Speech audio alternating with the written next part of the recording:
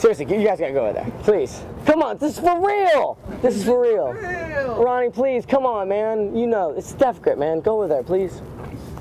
32 years old. Built like a 6th grader. Nothing. We went out for an hour and a half, hanging out with some BMX riders. A girl got obnoxious, and I made a girl cry. That was all that happened last night. No, there was some shoving going on, but somebody probably wanted to punch me in the face. I made a girl cry, that's all you need to know. In my entire life, people make that out to seem like I'm some fucking player. Girls always say that. I've probably had sex with less than 100 girls.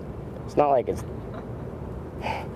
not like some astronomical Wilt Chamberlain number. There's a lot of people in BMX that have banged way many more girls than I have. I had a girlfriend for 12 years. I'm getting old.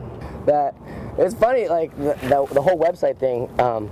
That all came about from hanging out with like Lou Bickle and my friend Ben Bean, aka 4th grade.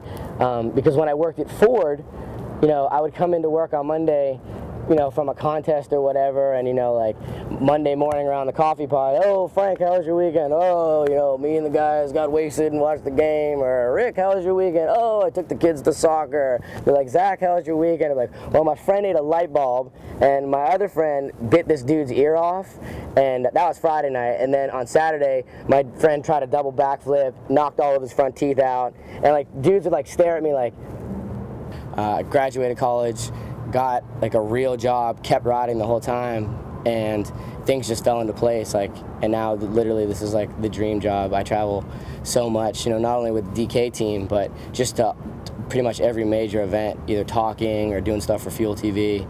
And probably the best part about it is the fact that like I get to meet riders from all over the place, and I get to show riders that, you know, like I'm by no means a pro bike rider, you know, I'm just a knucklehead, but it's rad that I get to do all the same stuff that these guys do because I love BMX. And it's cool to be able to tell kids that like, hey man, like if you love BMX, you can be doing this stuff. You can be an announcer, you can be a photographer, a journalist, a team manager. There's so many different facets of BMX that kids can get jobs in, and they realize it. Bike flip! But it's rad to be able to show kids that, hey man, if you want to be, it doesn't even, I mean, it goes so far beyond BMX too. Like if you want to be passionate about, if you're passionate about something and you want to do that, you know, don't give up your dream, because you can do it. You know, like I think there's so many people in the BMX industry that are just like, holy cow, like I can't believe I'm here right now. You know, and it all comes down to loving what you do, and that's probably the craziest part about this whole like last couple years of my life as far as traveling goes. Just being able to like see kids, talk to them, and like watch the light bulb go off on their heads, and they realize that, you know, I can do this. Kids that think you have to be a certain way or you have to follow this path to be successful in BMX, you know, and it's so funny because it's the complete opposite. You know, you see kids doing the same stuff at all these contests, and then you see guys that are doing stuff completely different from that, flatland inspired or not. Those are the dudes that stand out, you know, like these guys are trying to climb the wrong ladder to get somewhere, and it's the guys that are doing the different stuff and that are just being different in BMX. That's the thing that pisses me off the most about BMX, is that it shouldn't even be called BMX. You know, like that shit came about like 10 years ago or something. It used to be called freestyle. You know, if you rode BMX, you raced. And I think it was, you know, ESPN, when they came on the scene, they kind of needed to classify what this sort of trick riding is. And they said, well, it's BMX, you know, bicycle, so we're just going to call it BMX. And, you know, over the last couple of years, you know, 10 years or so, we, you know, have all pretty much succumbed to the fact, okay, it's BMX.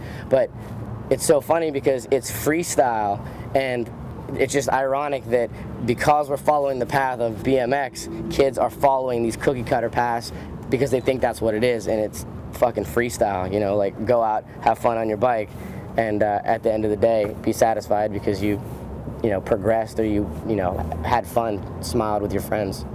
This is just one more addition to what a detriment to society I am.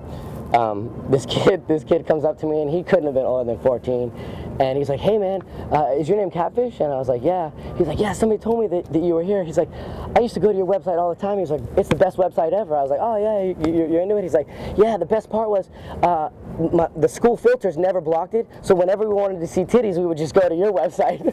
And I was just thinking, great, you know, great. Here I am trying to help BMX, and well, I guess that's not bad, you know. Boys love boobs. Whatever.